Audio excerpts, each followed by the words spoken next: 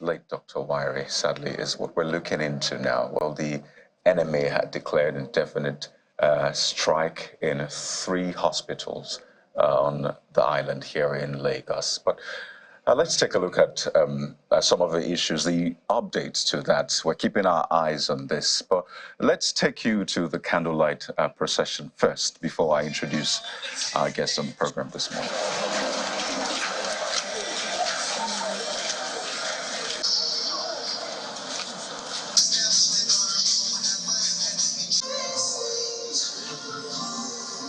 And our light continues to shine, and all she has done continues to.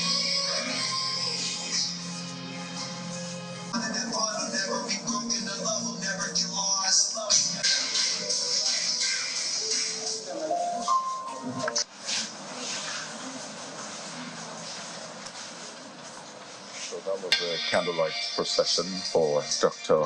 Waire Diaso, a medical officer who was undertaking her housemanship at the Lagos State General Hospital, Odon, Lagos.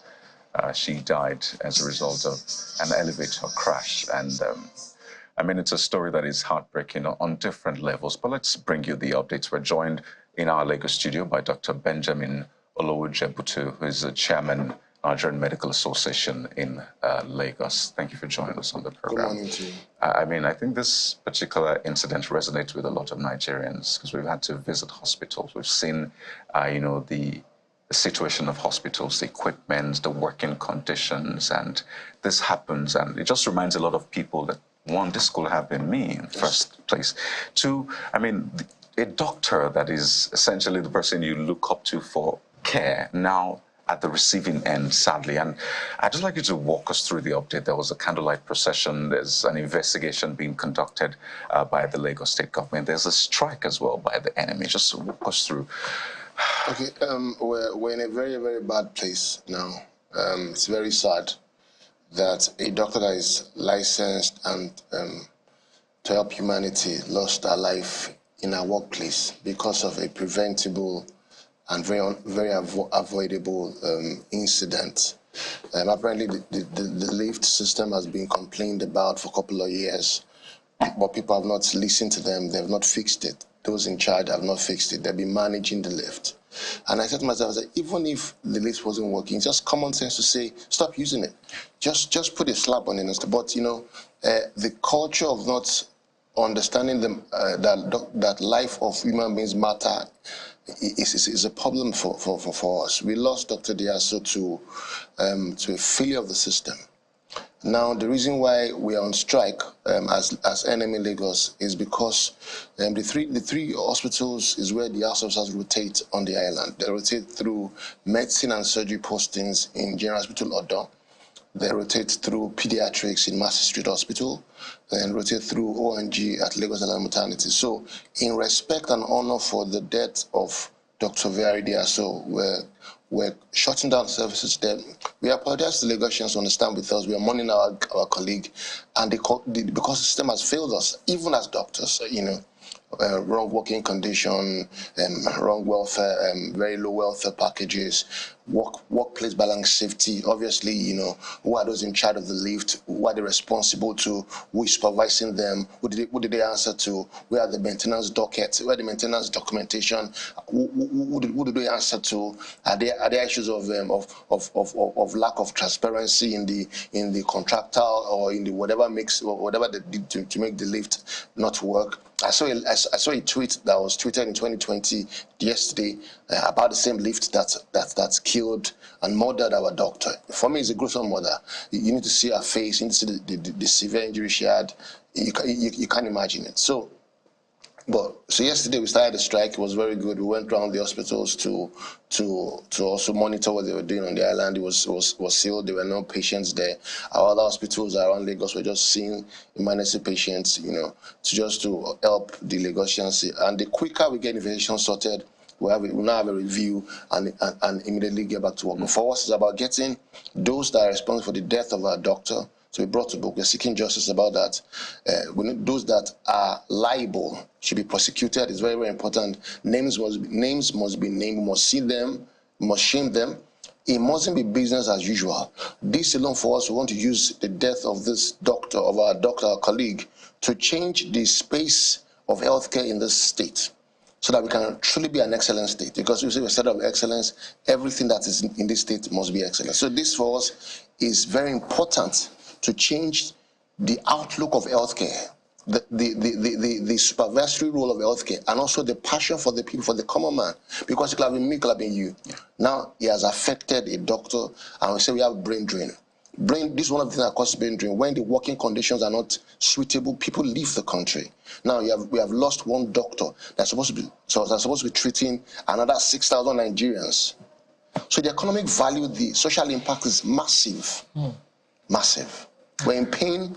This is very, very gruesome for us. It's very painful. Where every day we think about it, we can't even drink, we can't even eat, we can't even sleep. I mean, seeing her picture, it's sad that it took the death of someone to now get attention. Do you know what our father told me? Our father told me, so ourselves, NMA Lagos and Medical Guild is one of our associations that is that sits on all the doctors employed by Lagos State government, Medical Guild, and I want to thank them for what they've done thus far.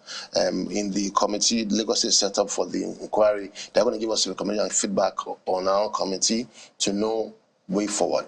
The father said to me, said, so my daughter has to be the guinea pig for way to fix just a lift. 2 weeks to finish housemanship. He was looking forward to it. The daughter was looking forward to seeing her father, that you've tried. I went to a private university. You spent a lot of money on me. It was a lot of investment. And he was looking forward to it, to join our family.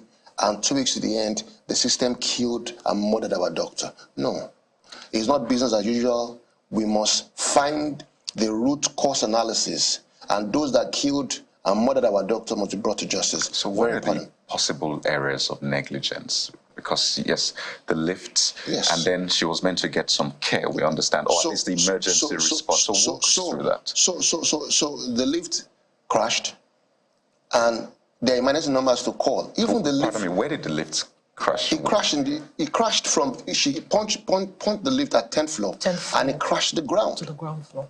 That's the residential... Yes, residential area, yes, where they live, the quarters, doctor's quarters.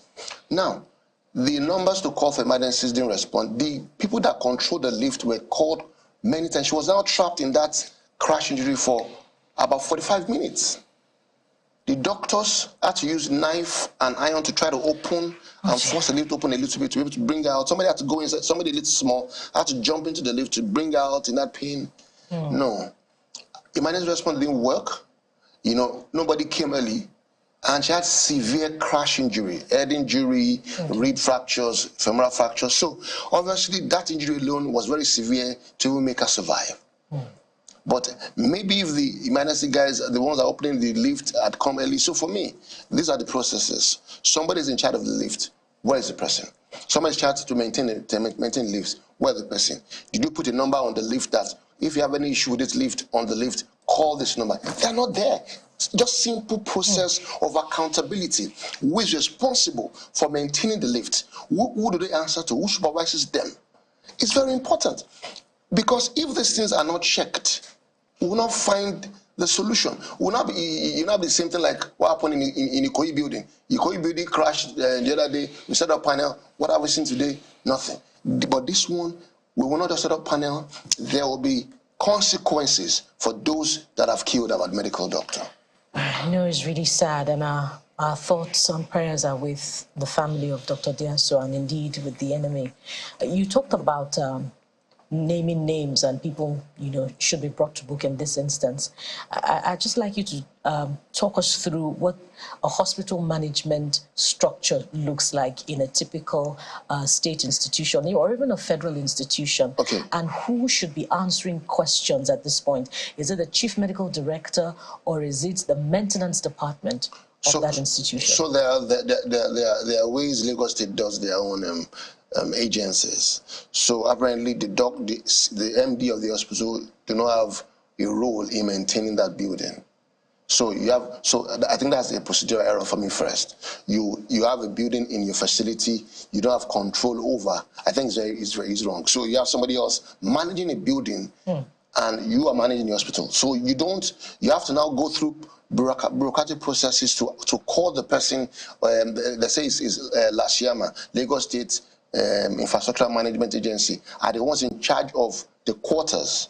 That's the agency, but they don't answer to the medical director.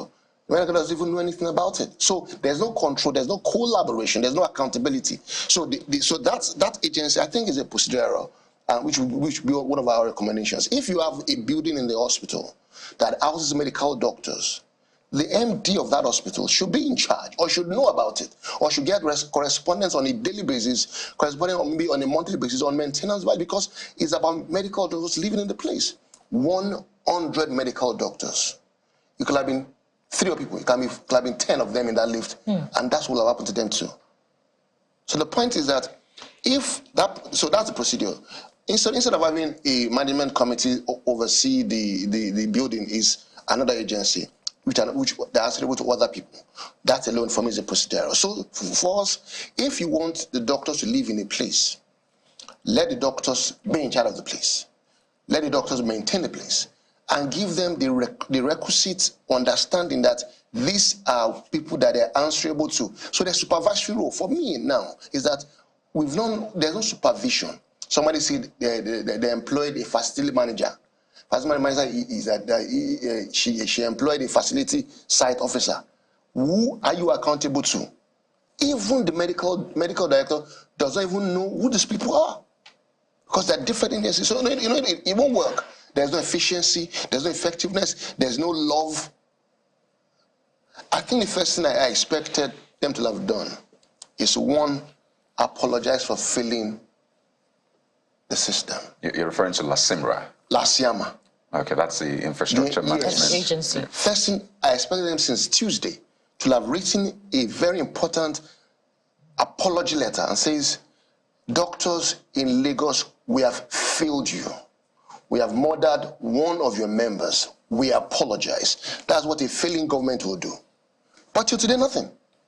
But Doctor, they may be apologizing for more. Is it true, if that is the case, that even in that hospital, the maintenance culture is poor, and apart from that, they said there's no water? Yes, in that same building, no water, no light. They've complained multiple times to this agency, but the lack of accountability, the lassitudinous, the fact that they commonize people's complaints is painful. When you hear our colleagues begin to complain about the things that happened in the last 2-3 years, people that finished house job from that building had to come back yesterday when we did the procession, and they were telling us that this same lift, they were stuck in it 3 years ago, and they've been complaining. So the culture of maintenance, I've asked clear questions, which we have to answer. How do you maintain the building? Who is supervising the maintenance? Where are the dockets?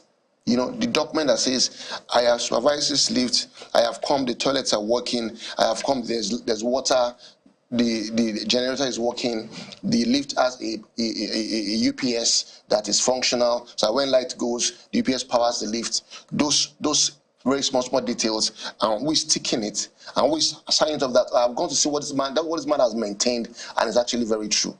That is how to maintain the culture, and and I think it's about all of us as a people.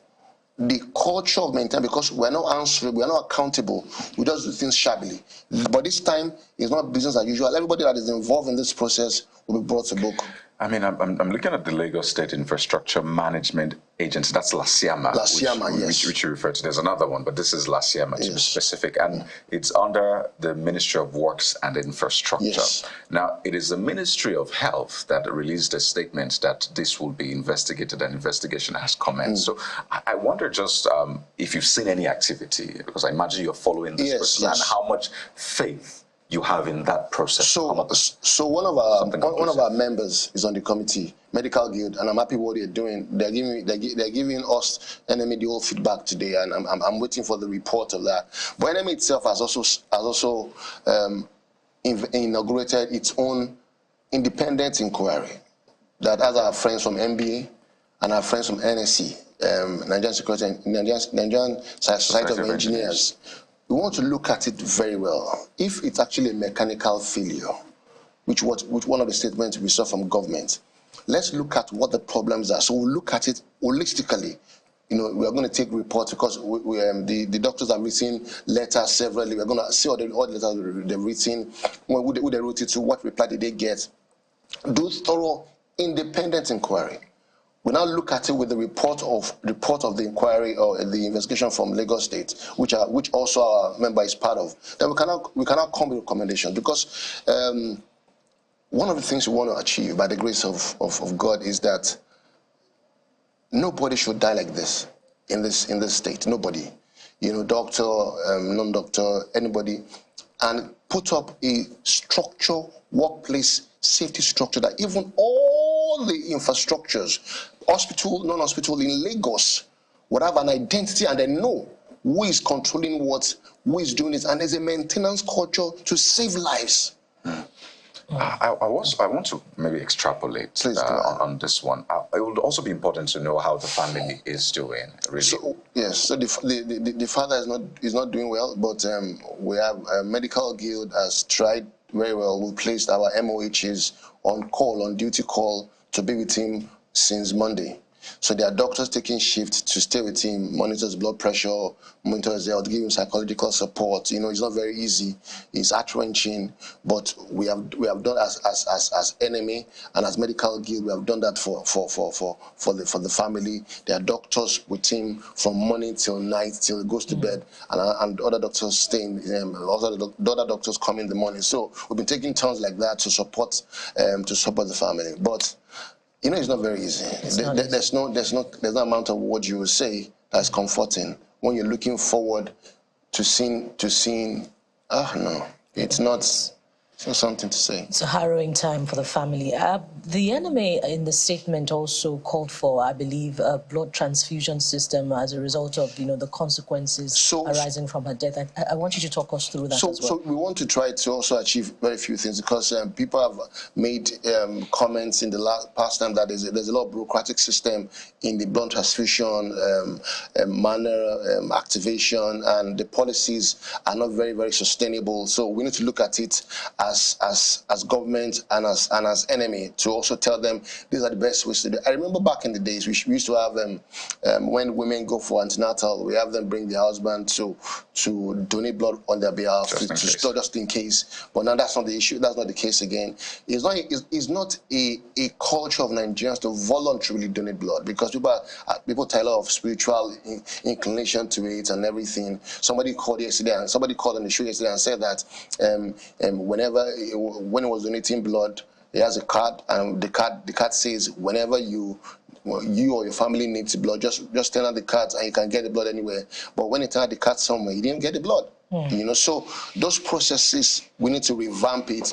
I need to let Lagosians know the true procedures. Make it public. This is how you can get blood. These are the procedures so everybody knows it clearly, and we can have a robust engagement for Nigerians, especially Lagosians, this time. Was it that she needed blood and she could have been saved had the blood come on time? So no, obviously they're bureaucratic about it, but the injuries she had were very, very, very, very life-threatening. They're very severe. Head injuries, rib fractures, femoral fractures. She has bled a lot. If you look clearly at the lift, I'm sure you saw it.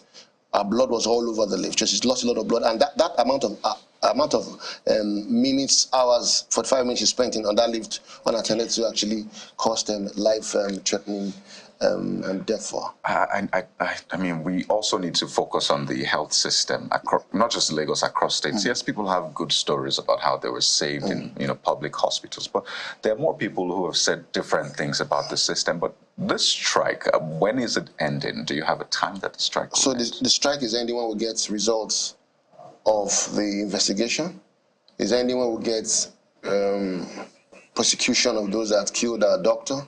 It's ending when we can see that there's significant motion to change the course of healthcare space in this state and truly make it excellent. It's not just words of mouth. It's not just trying to see justice or seek it. We must see. Names must be named. We must see those that will go to jail.